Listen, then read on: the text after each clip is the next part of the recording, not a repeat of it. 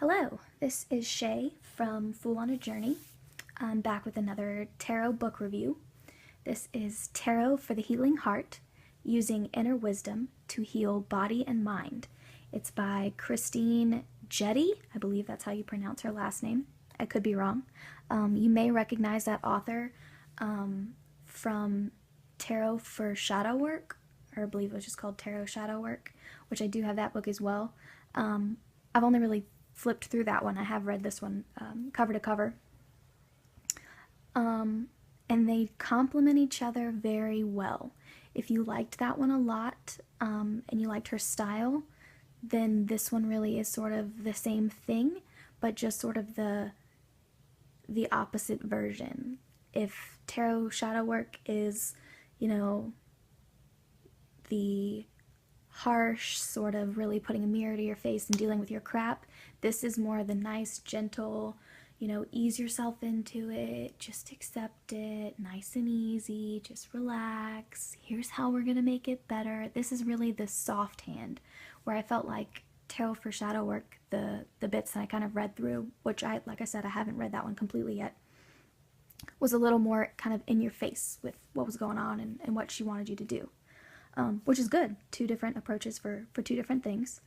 I will say that some of this one got a little more what I call kind of like woo-woo for me.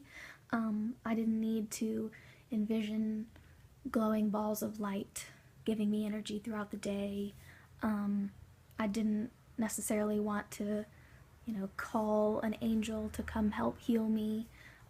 Just because that doesn't resonate with me personally. But she does talk about how to do that. There's a lot of different things that she talks about doing that I think are great. And some of it's really just for different things. Some of what she's talking about, is literally healing your body. Are you someone who suffers from chronic pain? My answer to that is no. So that's not something that I felt the need to work with. So, she gives you lots of different things for lots of different people and for lots of different ways to heal. One of my favorite things about this book, actually, is that she regularly refers to disease as dis-ease.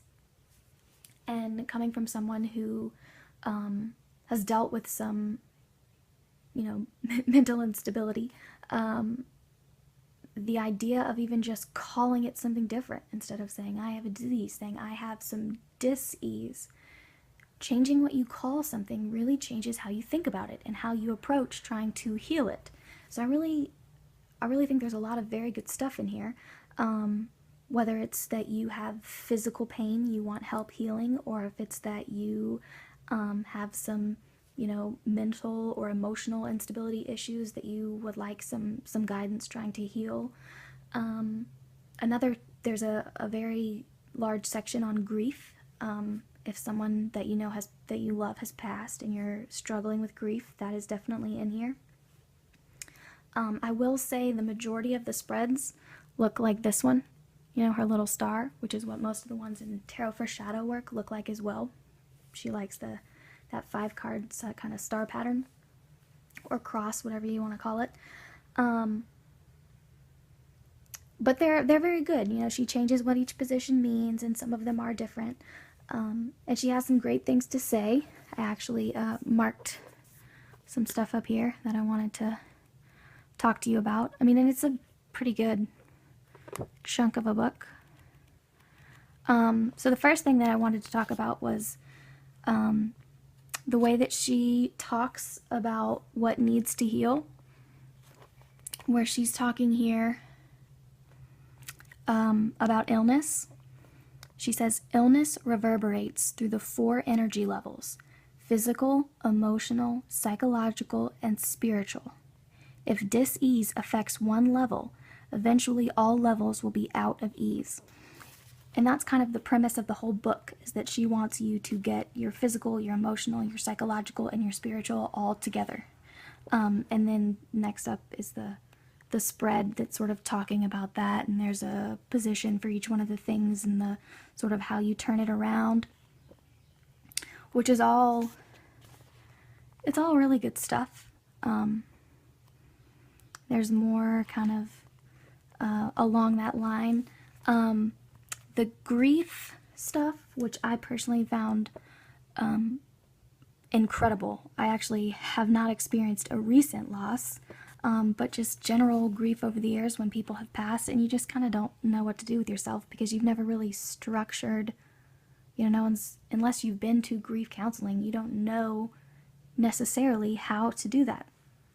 And she talks here about the goal of grief counseling should help you learn how to accept the loss without denial, experience the pain of grief in a safe way, adjust to the new environment without the deceased, withdraw emotional energy from the loss and focus it elsewhere in a constructive way, say your goodbyes, and move on to a new and different life.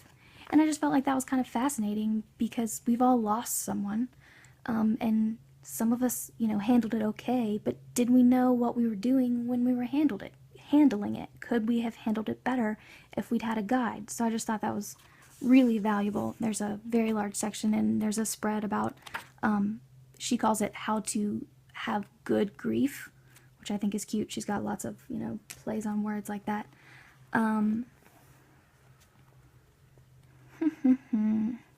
This part where she gets into sort of the meditations for the cards, I like some of her meditations as much as I don't like some. Like, I either really like them or I thought they were strange.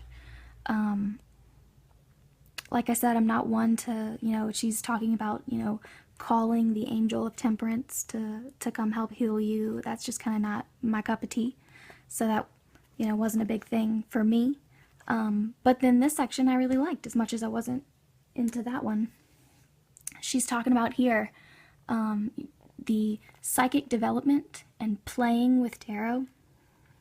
She's talking about the negative connotations surrounding the word psychic. It actually comes from a Greek word, which you can see that right there. I cannot read Greek. I believe it's psyche is how you say that. I don't know, maybe. It means soul, and psychic development is soul. So, just sort of meeting the spiritual and the physical together is sort of, the goal of life, which is cool. I mean, I always like a good different sort of perspective on that. I like the idea that let yourself be psychic. Let's see, what else did it? Oh, okay, so then at the back here, she goes into these sections on the cards, and it goes through every single card, gets a section about this big. You get a life lesson, you get a life wisdom, you get actions to support the healing process, and then you get a contacting your inner wisdom, this sort of like journal prompt questions, which I love. I actually use those a lot pretty regularly if I happen to pull a card of the day. And it goes through, like I said, all 78 cards. And you get it for the majors, the minors. Oh, sorry, I was out of frame there. There's the Six of Swords, if you want to check out what that one has to say. And then there's an extensive bibliography in the back. Oh, I passed it. If you wanted to do further looking into, kind of how she put that book together. So that's kind of the overview of the book. I really liked it. I think it actually would be great to work with tarot for shadow work so that you have something that's a little bit more deep and harsh with something that's a little bit, easier if you're dealing with anything that you really need to heal, if you have physical pains. The way that she talks about the meditation and the visualization, she's talking about magic. It's really about using tarot to do magic on your body instead of to sort of affect different parts of your life, which I suppose your physical body is a part of your life. But I think that's a really cool sort of idea. So if you've been looking at this book and not sure whether or not it was something for you, I hope this review helped. I did enjoy the book and definitely recommend it if that's something that you're looking for. Thanks for watching.